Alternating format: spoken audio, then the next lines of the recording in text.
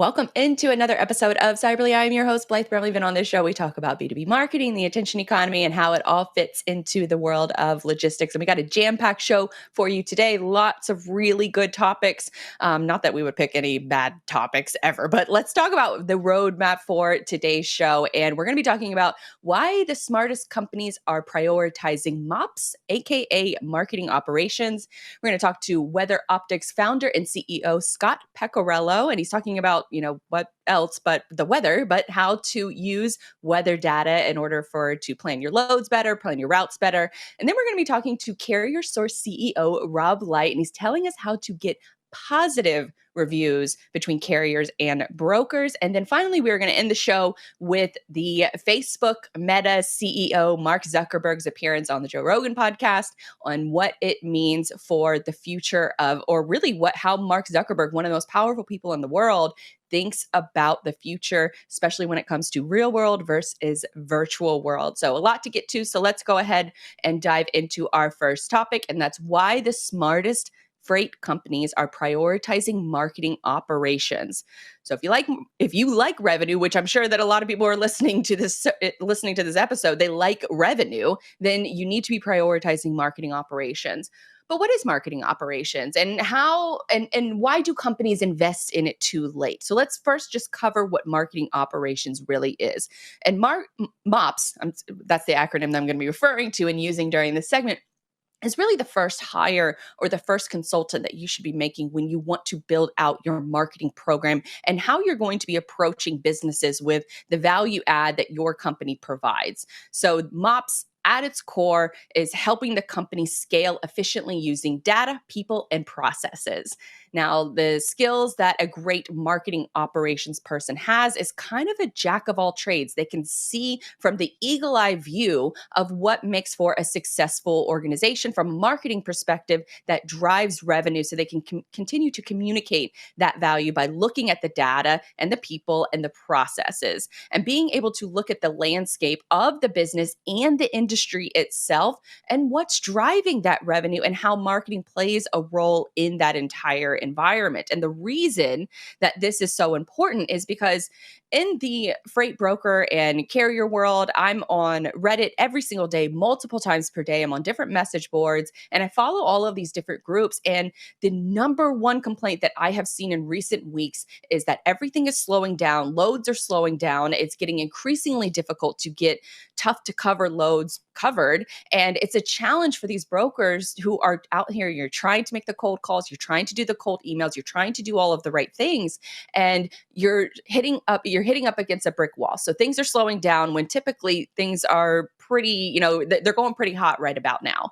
And so with all of these things slowing down, it's a great opportunity to look at the things that you're missing in your marketing and sales stack, especially when it comes to what you're offering in the digital space, social media, email, your website, all of these different functionalities and how they tie into your overall goals. And so prioritizing what is working right now and what those processes look like can really help you grow in the future. And also, if things are slowing down, this is the perfect opportunity to refine those different processes and refine those different approaches. Because over the last couple of years, if you've been in this industry for a while, then you know that it's just been kind of crazy this entire time.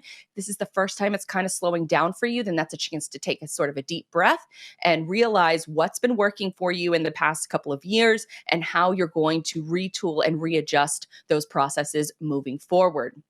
And so I think a lot of you were probably saying sure, this all sounds nice, but how do I actually put this into practice? And so let's talk about it. If you're any kind of leadership or marketing role within the company, you need to go through this exercise. And the first exercise is to analyze those processes. If you can, do the processes yourself first. What happens when a new broker is hired? How do they get their leads? Where are they going to look for those leads? How are they reaching out to them? Are they calling them? Are they emailing? Are they doing a combination of the two? What does that process look like? Do you have any sort of rigid standards that you want to follow when it comes to that? Or do you kind of just let them kind of do their own thing and prospect on their own? So analyze your processes and ideally do them yourself first, because if you do them yourself first, then that's the opportunity opportunity for you to see what can be outsourced, what can be automated, and what technology fits into where and how it actually drives business revenue. You don't want to be the person that's out here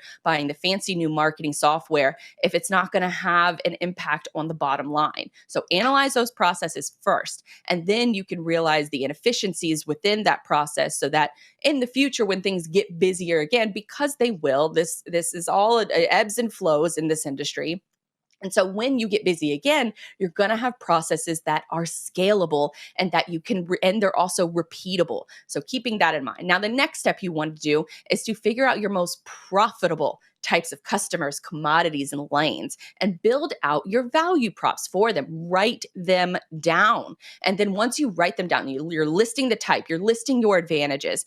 You're going to note the technology that you use in order to solve those problems or for those value types or towards those advantages that your company provides.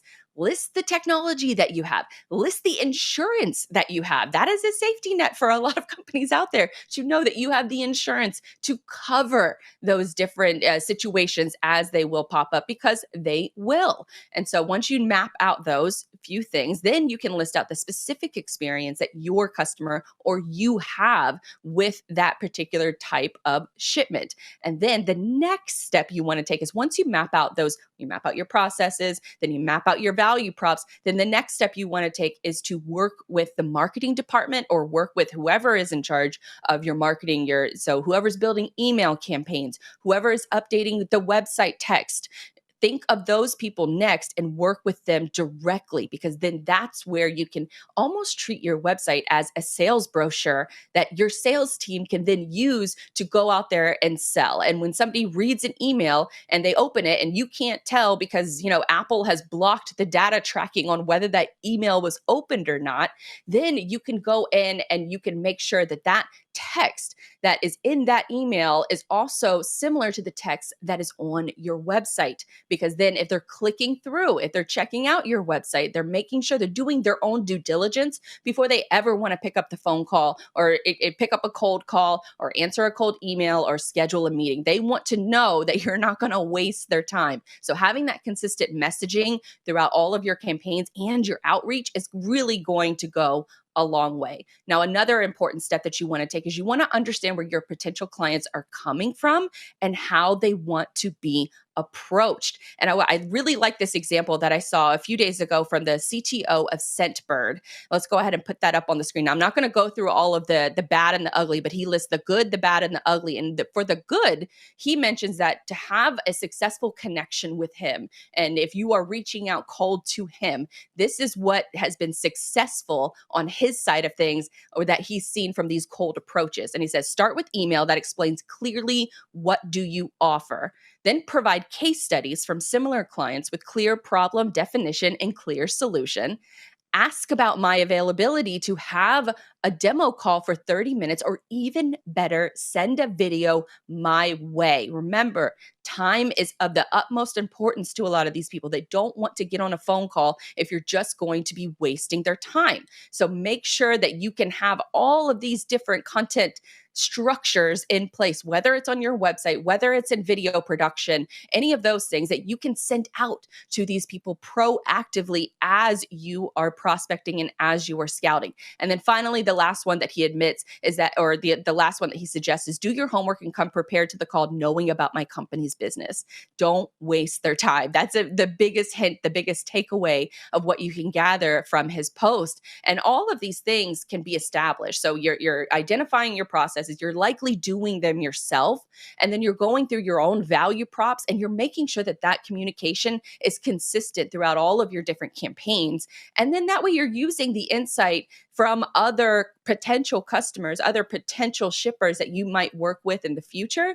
You're using that consistency on a regular basis in your social media, whether you're posting from the company page or your own personal page. It's consistent messaging throughout. So then that way, when somebody arrives on your website or sees that cold email when it's not necessarily cold anymore. You might have been warming them up for a few months, but they see that email come through from you. It's highly personalized, specific to them. You have a link in your email signature to book a meeting with you, and it makes it much more likely that that person is going to be willing to get on a call with you in the first place. So all of these things can be established during this sort of slowdown period that you're experiencing. And that's how marketing operations ties into all of it, because the marketing operations person or somebody who has a marketing operations mindset can really look at everything from an eagle eye view and be able to zoom in on what's really driving revenue. And so keep that in mind as you're building out your campaigns, as you're building out,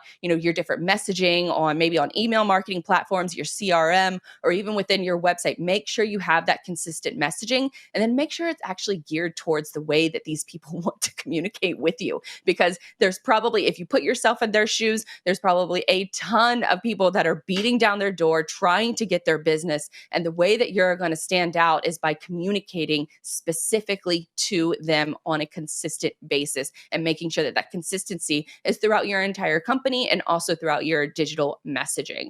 And plus, you also won't be wasting a lot of time with this marketing software. I mean, we talked on last week's show how there are more than 8,000 marketing tools out there. And if you think that you can just purchase one of these and it's going to be like a magic wand and it's going to solve all of your problems, it's not going to solve any problems until you actually figure out what your processes look like and how technology fits into those processes and ultimately drives revenue. So that is the importance of marketing operations. And I hope to preach that from the mountaintops for a very long time, because it really is something that sets you up as a key differentiator from the rest of your competition. All right. Well, that about does it for that first segment. And it looks like we have our guests ready to go. So let's go ahead and bring in the first one. And that is Weather Optics founder and CEO, Scott Pecoriello. Scott, welcome into the show. Hey, thanks so much for having me. Absolutely. So for folks who may not be familiar with you, may not be familiar with Weather Optics, give us a little background on who you are and what you do. Yeah, absolutely. So we're a weather intelligence company. We work specifically in supply chain. So what's unique about us is that we don't give regular weather forecasts. So we don't say it's going to rain or going to snow. We translate weather data into terms and insights that are super easy for supply chain and logistics companies to really understand. What's the difference between, I guess, weather forecasting and then translating it for the audience or for your Great users? question. Yeah, so it's like a couple step process, right? The first is the weather data. So we take a ton of weather data and then we actually marry it with supply chain data. So telematics data, business impact data, geospatial data. And what we get from that is these translated insights, these risk scores that we produce. So we'll tell you how dangerous the road conditions are, or how delayed a shipment might be, or the chances of power outages. So it's really about taking that raw weather data and making it into something that's tangible that anyone can use and use really easily. What's your background? How did you found this company? Was weather in your background? Was it a career choice for you? Why Weather Optics? Yeah, absolutely. I am a huge weather nerd my entire life. So that was always my thing. I was fascinated by the weather, and I love startups too. And so actually during college, I started Weather Optics, and it's exactly what I wanted to do. And we saw this need in the industry where a lot of people were impacted by weather, but didn't understand how they were impacted and didn't know what to do with that kind of raw weather data. So that was really the basis for starting the company. And so when you talk about that raw weather data, like how does, I guess, weather data fit into, say, maybe a broker's daily role or a carrier's daily role? Are they checking weather optics first and then, they're planning out their route? Like how does it fit into their day? Yeah, it's a great question. So, ETAs is a big part of what we do. So, weather obviously impacts the ability for a truck to get from point A to point B. And so, a broker or a route planner or anyone in the industry who's trying to get a sense of how delayed their shipments might be can come to Weather Optics and get a weather adjusted ETA. So, we'll tell you how delayed a shipment might be from normal due to the weather. We also help with pricing, right? So, weather is affected by supply and demand. And so you can use weather optics and the risk scores to get a sense of if you should be moving price points based off of upcoming weather conditions. And so with those weather conditions, I mean, I'm from Florida, so I hardly ever trust the actual weather report because I know that it could be raining for 20 minutes on my side of town and it can be perfectly sunny, or it really could be raining in the front yard and then sunny in the backyard. How do you, I guess, accommodate those different weather patterns all throughout the United States? Yeah, it's a challenge, right? And weather data is only so good. It's gotten a lot better over the last, decade. But we take a number of weather computer forecasting models, and we kind of blend them and we adjust them and optimize them for accuracy. So those kind of small scale events that you're talking about, those are challenging. And we have a way of taking some of these, they're called mesoscale weather computer forecasting models, and learning the biases of them, right? And then correcting to make sure that if we said it's going to rain somewhere it doesn't rain, we don't make that mistake again in the future. So a lot goes into the kind of R&D and the initial weather engine that we produce that runs all of our insights. You mentioned small scale weather weather interactions, I guess is maybe the right phrase for it. Are there large Yeah, scale? yeah. What kind of weather events are you looking for? Yeah, I would say we're mostly used for these larger scale events. So you can think of larger scale as like a major hurricane or a snow event, or some kind of wind event. And then the mesoscale events are more of like those pop up showers that you get in Florida that you were talking about, or a line of thunderstorms. So those are a lot harder to predict, and we've gotten a lot better at them. But the larger scale events tend to be what's more impactful to supply chain. So, imagine a hurricane, right, coming through Florida and all the impacts that has on warehouse facilities, and supply chain managers and logistics in general, right? So that tends to be where our data is most useful. And so when you're getting this data and then it's getting sent to the end user, what kind of actionable is it actionable next steps? Are you helping them, maybe go to another route? How does it work once you get that data and you send that alert out? What does that next step look like for both weather optics and the person on the receiving end? Yeah, a lot of what we do is we're giving these companies the tools to make those decisions, right? So Mhm. we'll tell you that there's going to be high road danger between these 2 points along a route, or 20% of customers are going to lose power. And we're now working on taking the next step, which is intelligent recommendations. So saying that actually this alternative routing option is better, and you'll have a quicker travel time, or that you should shut down these operations at this time at this location. So it really started off by just giving them the tools to make decisions. And now we're starting to get into the area where we're more comfortable of actually recommending actions you could take, which is really exciting and something that other weather providers aren't really able to do right now. And so when what does the weather optics team look like? Are you guys all like meteorologists? Are you data scientists? Is it kind of a combination of the two? Yeah, combo of the two. We're very data meteorology heavy, if that makes sense. So that's really the background of most of the company, and we're really working on just building these super innovative, intelligent products. And so that's why the company is kind of shaped that way, right? With a lot of these engineers and data scientists who are working to make these products possible. And then another interview that I heard you on, you said you use route-based insights, and that weather data is very accurate 48 hours out. So if I'm route planning, if I'm using your service, how should I guess maybe map out my day? If I'm trying to route plan for 3 days out, should I maybe try doing that 2 days out or the day of just to be safe to avoid weather delays? Yeah, it's a great question. I think the optimal time to do a lot of that planning with our weather insights is within that 3 day window. We have insights out to 7 days, but as you can imagine, the 5, 6, 7 day forecast sometimes changes from time to time. So using our data for route planning within 3 or so days is really the optimal kind of time frame to use it. And at that point, you'll be able to get an understanding of, hey, this route here is going to be delayed by this much, and these are the actions that I should take because of that. Now, another part of that interview that I heard you mention is that one of your top customers is like a meal delivery platform. Are those the types of customers that you find real success with as far as like using weather optics, or is there another commodity or another type of shipment that works the best for weather optics?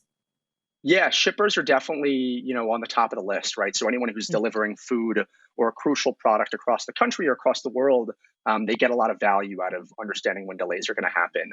A new area of focus for us has been in the carrier and asset space as well. So You can think of massive trucking companies, right, who have thousands of shipments that they're delivering every day. That's also a really good customer for us because they can get a sense of which of my shipments are going to be delayed and how am I going to have to change the routes for some of my drivers.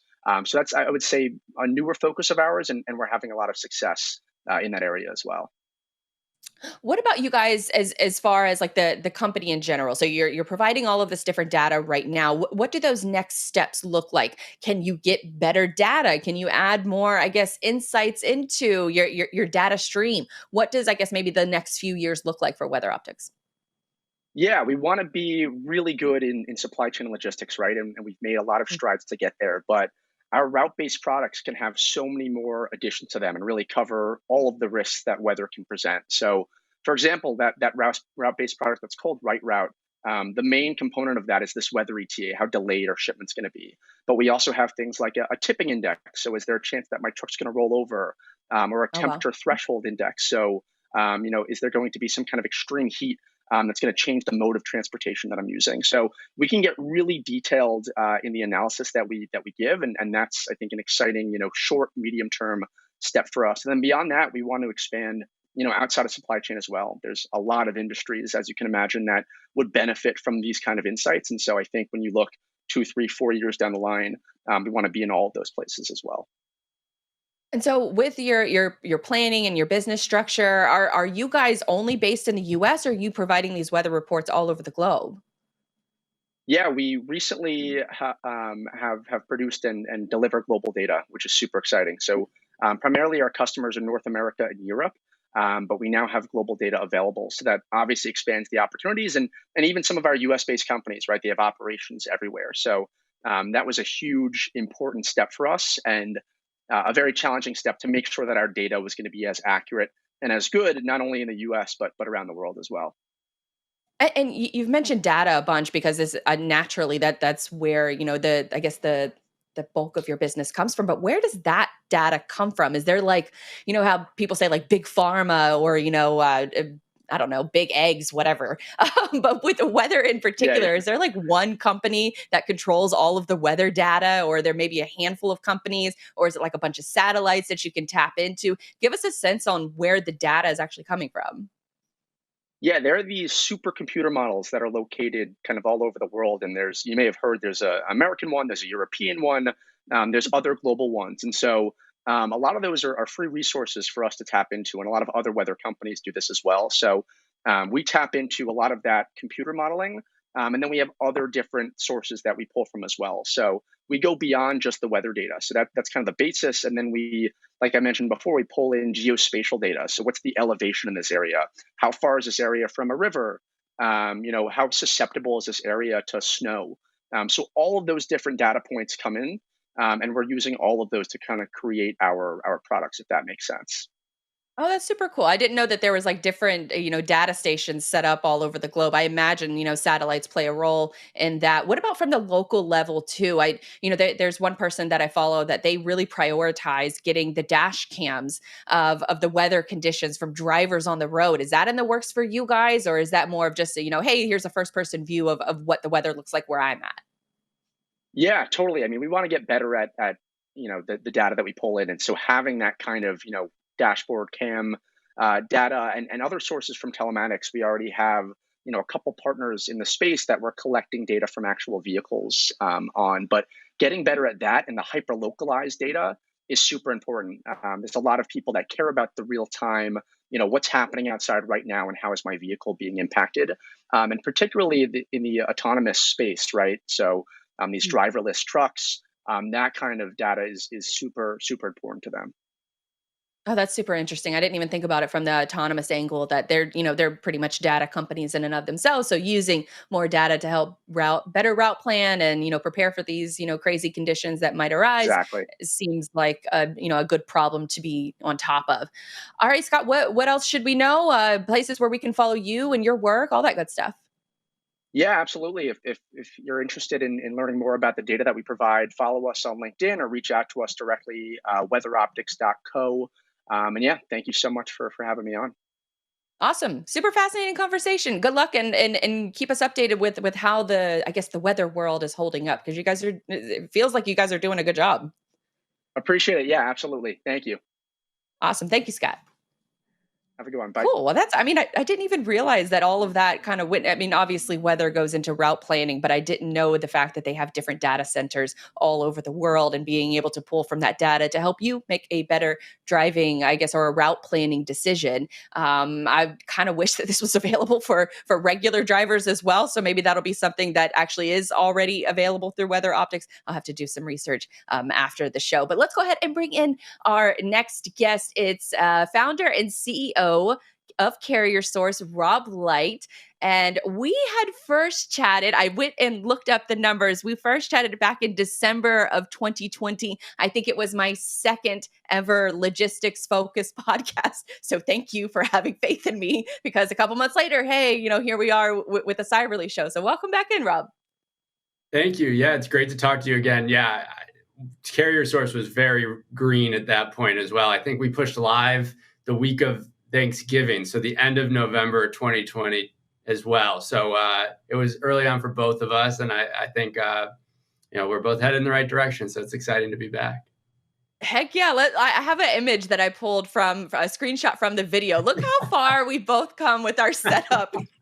That is night and day difference. I mean, I'm using the microphone wrong. The lighting makes me look like a Smurf. But we've made baby steps to improvement. So let's talk about that improvement with Carrier Source for folks who may not have watched that episode, which they might not have. They probably didn't, because I was still so, just a baby podcaster. But tell us a little bit about Carrier Source. Tell us about yourself, how you got involved in the world of freight ratings.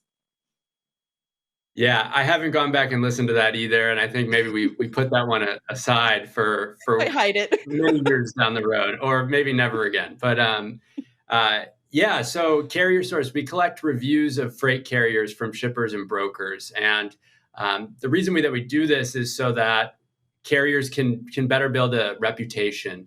Right now, what exists for them are largely negative reviews. There's plenty of mechanisms to receive reports, or there's the TIA watchdog reports, Google reviews, which no one really trusts. So there's not really a good source of review data on carriers right now, and because of that, it kind of hinders their business a little bit. If you can't collect positive feedback, it's hard to leverage that voice of the customer. And so that's the gap we're really hoping to fill with Carrier Source here. I worked at a company called G2.com for a long time. We collected reviews of software products. And the reason that we thought to bring this over to the logistics space was talking actually with a broker.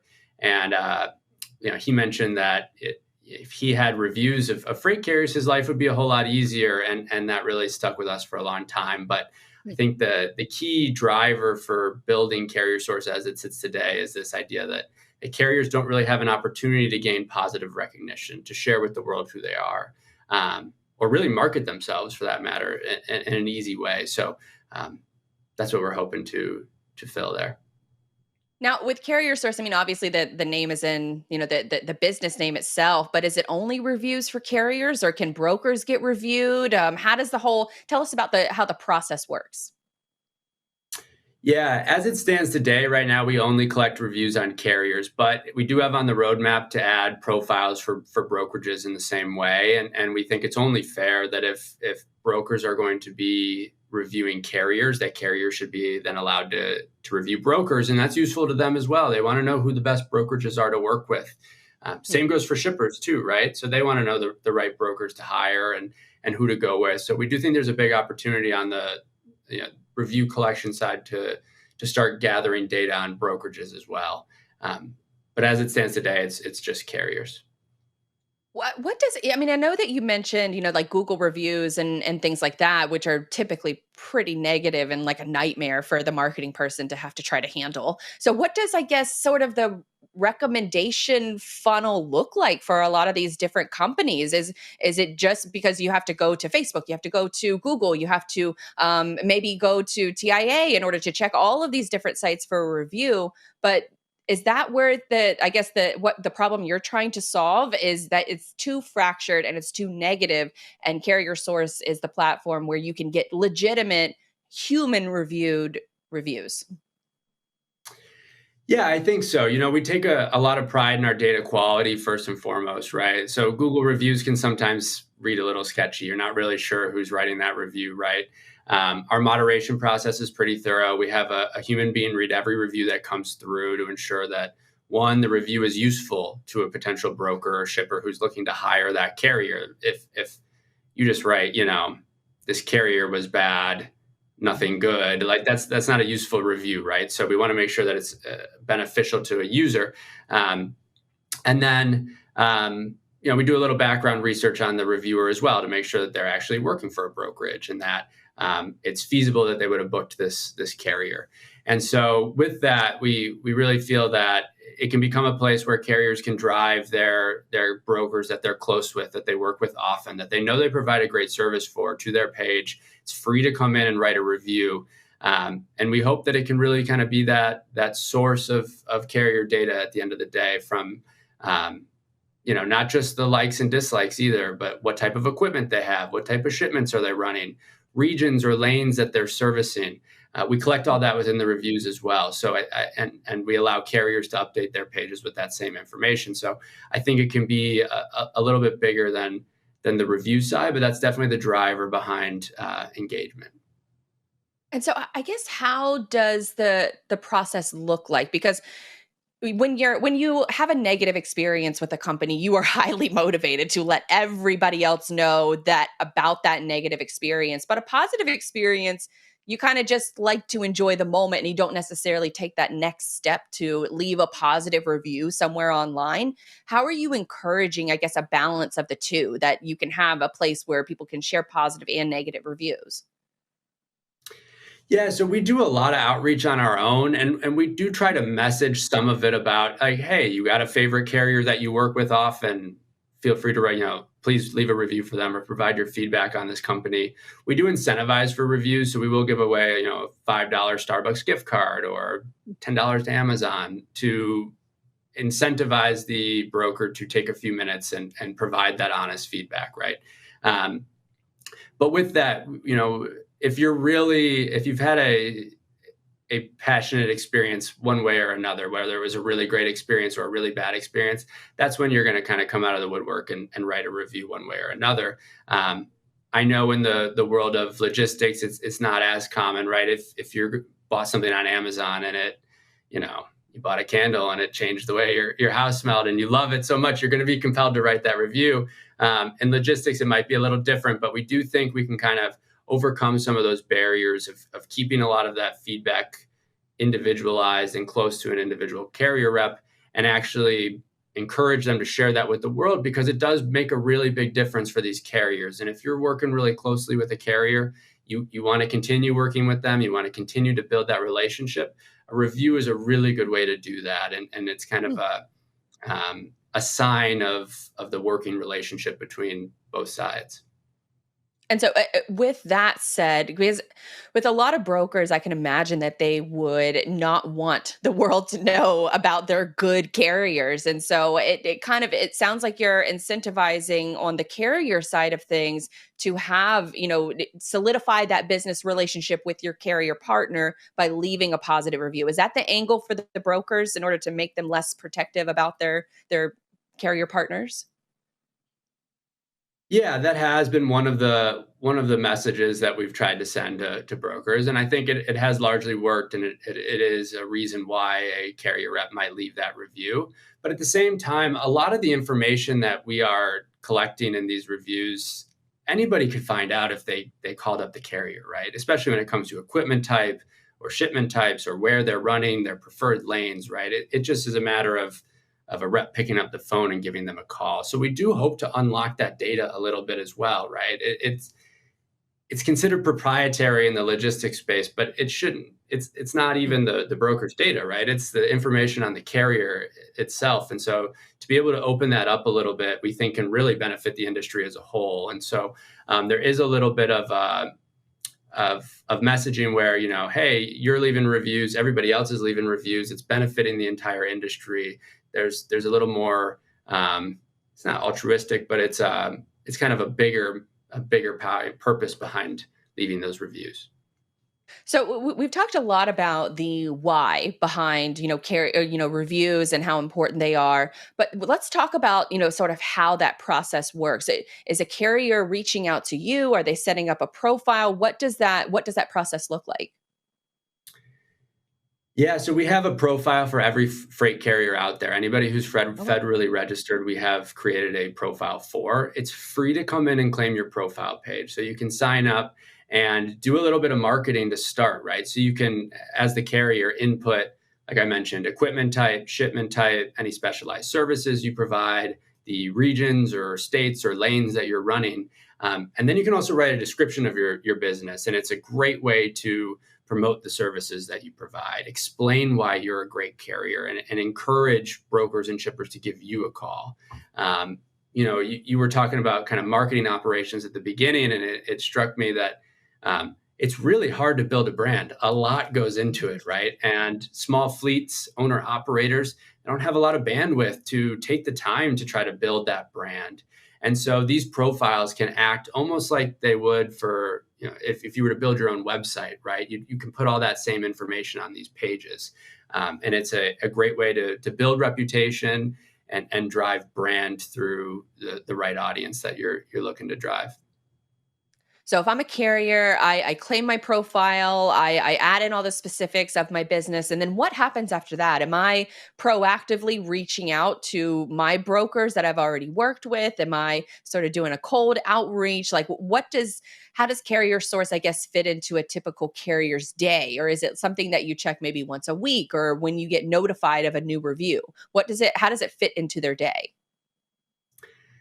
Yeah, it's a bit of more of a passive play than maybe updating a load board every day with where you are, or keeping some of that information up to date, right? So once you get your profile set, it's a matter of driving reviews. And so for our upgraded premium carriers, we do help drive reviews. So if you wanted to send us all the brokers that you work with that you want reviews from, we'll reach out on your behalf so that you don't have to take the time to do that, right? And we'll give away a $5 Starbucks gift card for those reviews. Again, just to continue to encourage them to take a couple minutes and do that review. At the same time, it's totally free to drive reviews on your own. So if you have a list of brokers that you like to work with, you can send them a link to your page and ask them to write a review, right? We've worked closely with a couple of carriers who we'll provide email copy for. So after every load that you fill that, you feel you did an awesome job and deserve some recognition for, you can send that email over to brokers and ask them for that review. At the same time, we do have about 4,500 brokers and shippers signed up on Carrier Source who do use our tool to find capacity, to write reviews, to read reviews. And it acts as a prospecting tool for them when they're looking for carriers as well. So we do get a good handful of organic reviews. We drive reviews ourselves. So constantly compiling those. That's super interesting, especially from a prospecting perspective, that you can use this if you're having trouble, getting coverage for a load, then, this is an additional opportunity or additional site that you can check to find, or fill that opportunity. Now, you mentioned earlier about the human review aspect of all of the reviews, and that every review that comes through, you have a real human, reviewing it. How does the real human, I guess, verify that the information is accurate? I think you had mentioned, asking for screenshots and things like that. Yeah, so we do a little bit of background research on the actual reviewer themselves. So they have to verify their email, of course, if they're leaving a review, right? And then we'll try to find them on LinkedIn and make sure that they actually work for the company they claim, or do a little background on their brokerage as a whole to ensure that it's a legit company as well. And then we do ask for a screenshot. In our review form, we have the ability to upload a screenshot, whether that's a redacted rate confirmation as proof that you worked with that carrier, or email correspondence, or a screenshot of your TMS, whatever it might be, just something to ensure that it's actually a legit review. Yeah, because I think that's the biggest problem with, say, like Amazon, for example, is that you'll be looking at a product And then you check the reviews and all the reviews are about a completely different product. And it's like, what the hell is going on here? This is not accurate information. So it calls into question the entire review process. But they're also dealing with a lot of bots. I imagine you guys are actually handling it with the human review process. Now, when it's a negative review, does the carrier have a chance to, follow up or offer a public comment? Or is it something similar to like Google where you're just kind of screwed if you get a negative review? Yeah, there is an opportunity to follow up and respond to a review, and I've talked about this for a long time, but a negative review is an amazing opportunity for any company, right? Because you can respond to it, you can show what type of customer support you have and what type of customer service you have, and in an industry where the power dynamics are heavy towards certain sides at certain times, right? It's a real opportunity to kind of take the high road in certain instances, right? Carriers fall off loads thousands of times every day. It's something that happens, right? But if you can take the time, and if a broker comes in and writes a negative review of you for that, you could come in and take the time and explain yourself and acknowledge that, yeah, maybe it wasn't the best experience, but you would love to work with them again. Or, taking the high road publicly like that is such a huge customer support opportunity. And then if that's your one lone negative review and you have 9 positive reviews, that's a great profile. That's a very trustworthy profile.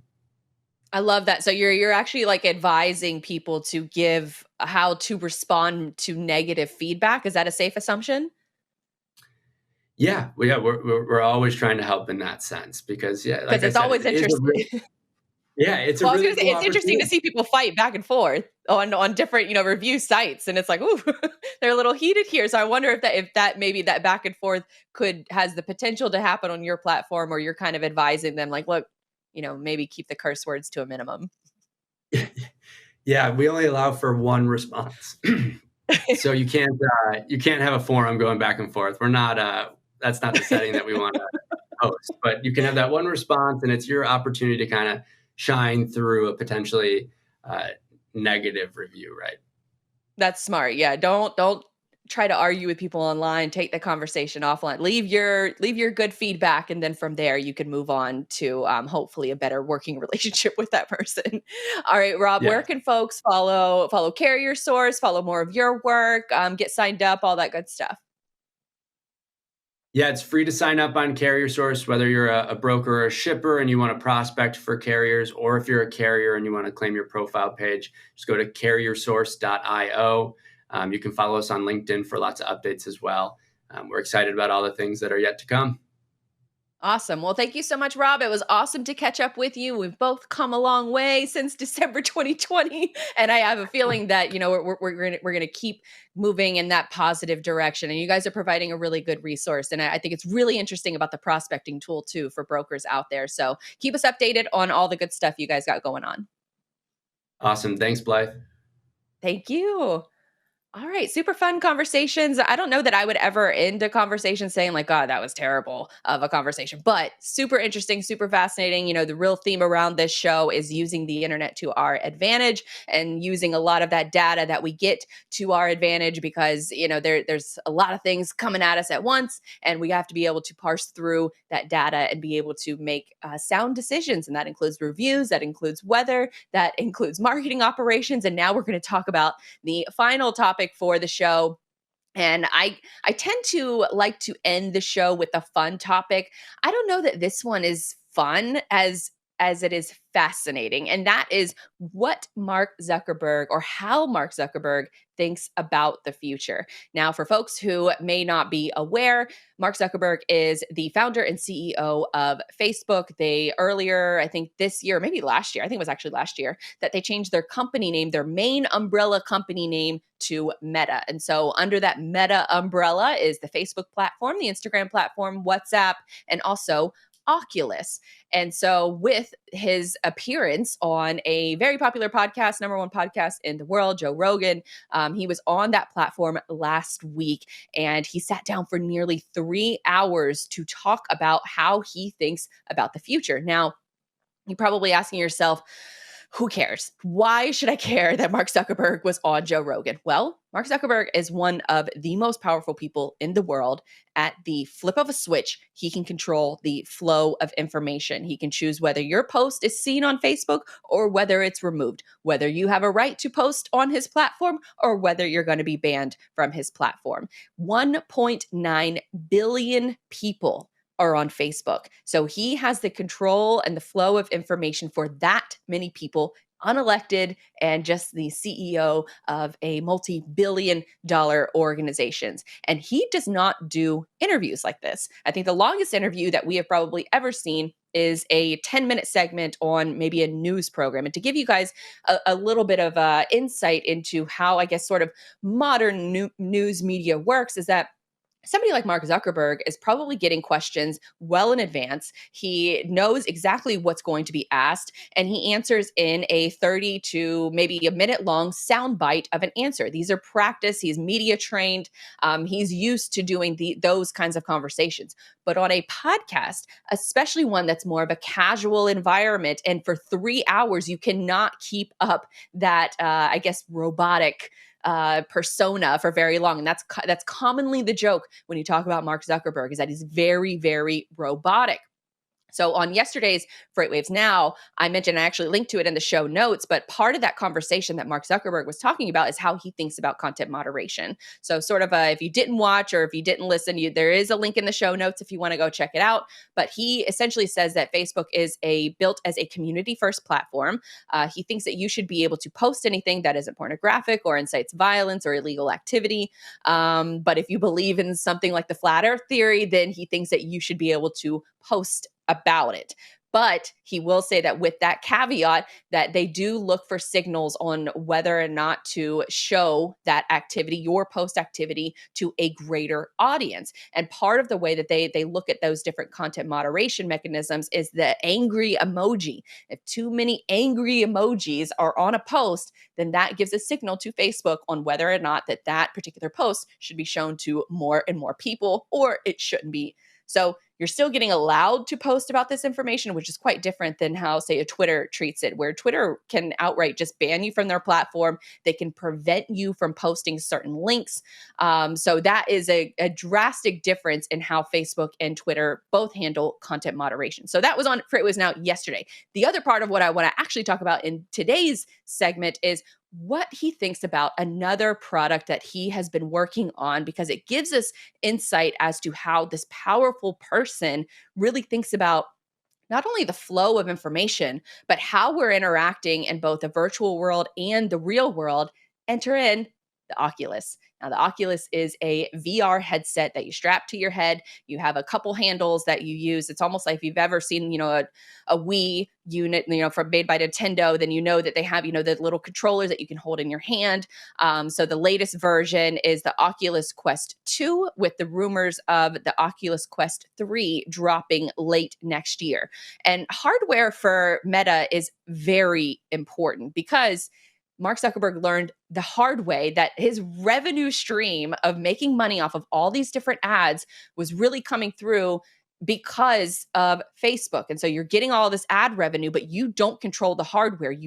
They tried to make a phone. It didn't quite work out. But Apple decided last year that they're going to cut off that access to all of the valuable data that Facebook needed in order to serve up optimal ads that makes the company money, that makes advertisers look really good, that sells a lot of products, is revenue driving. And so keeping that in mind, Apple shut that off, and Facebook is now in deep trouble. They had their first quarterly losses ever in the company history just this last quarter. And so Zuckerberg knows that the importance of hardware, and that was the big reason why they went and purchased the Oculus platform itself and the hardware itself back in 2014. So because of that, he knows that he has to have some kind of hardware component for what the next future of Meta looks like. And from the show, Mark said himself, half of our time is still spent watching TV. I'm trying to figure out how to make that screen time plus how we spend time on our phones as impactful as it can be. And the reason that Oculus is really important here is because he also mentions the importance of what's called spatial memories. And spatial memories is something that has really lacked over the last couple of years with everybody meeting through Zoom. He mentioned Zoom a few times during this conversation and how he sort of feels just worn out after having Zoom meetings all day. And don't we all?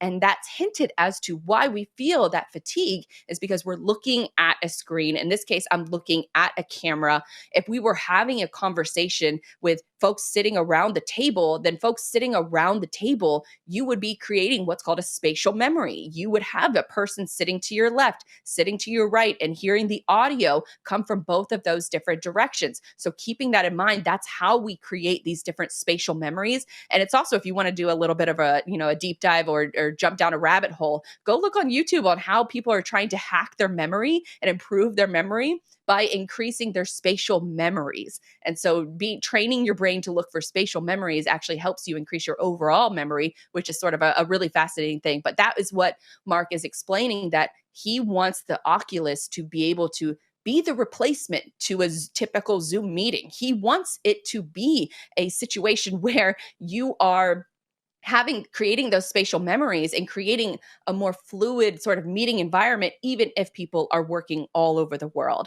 And so he has a plan to create those those spatial memories with the Oculus on the hardware side of things. And so the quote from Zuckerberg during that interview, he said, "Instead of looking at a phone all day, the neural interface could be a pair of glasses where you can create those spatial memories of hearing someone on one side of you talking, turning to look at them, and creating a more human experience." And he sees a world where the bulky headset of an Oculus can be as small as a pair of glasses, where he almost sees it working in two different ways, where you have the hardware that's getting more advanced, you have the software that's getting more advanced, and then you have different components of how that hardware can operate, whether it's a small headset or a small pair of glasses. But you could still be able to sit at a meeting table filled with people who are physically located anywhere, but the magic of being in person and creating those spatial memories can still be achieved through real video or avatars.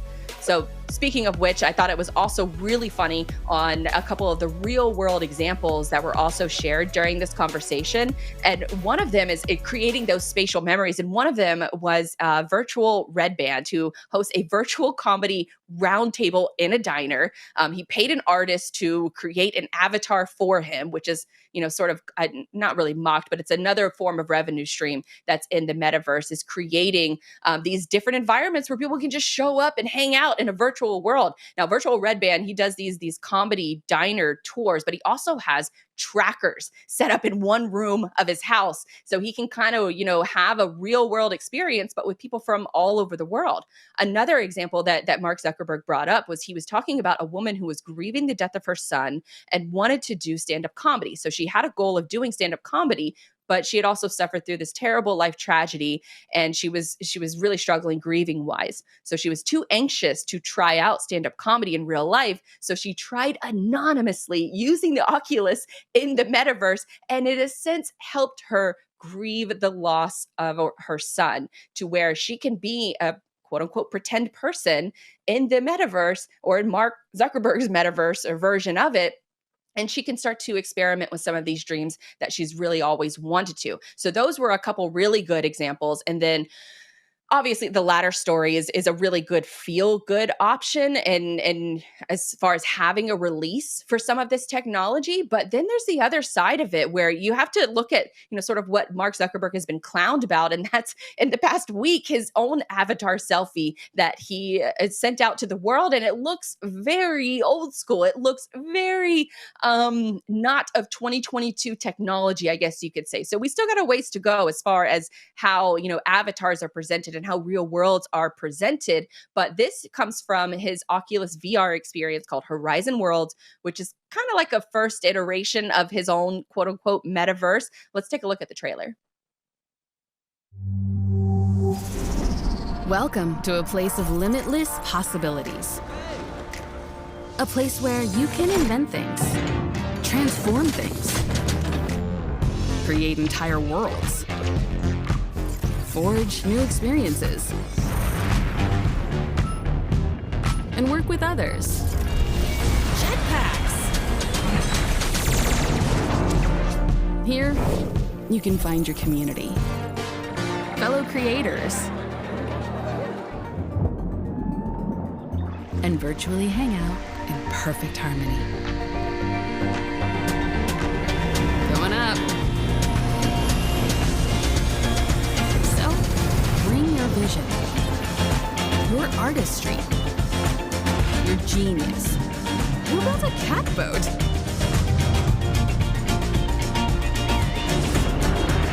And together, we can build horizon.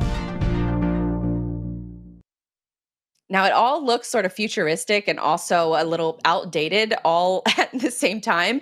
And honestly, I just don't know what to think about this kind of technology. I just know that based on this conversation that Zuck had, he puts VR and he actually says that sales for the Oculus and other VR platforms, other VR hardware is very comparable to PlayStation and to Xbox. Now, where the attention goes, dollars will follow.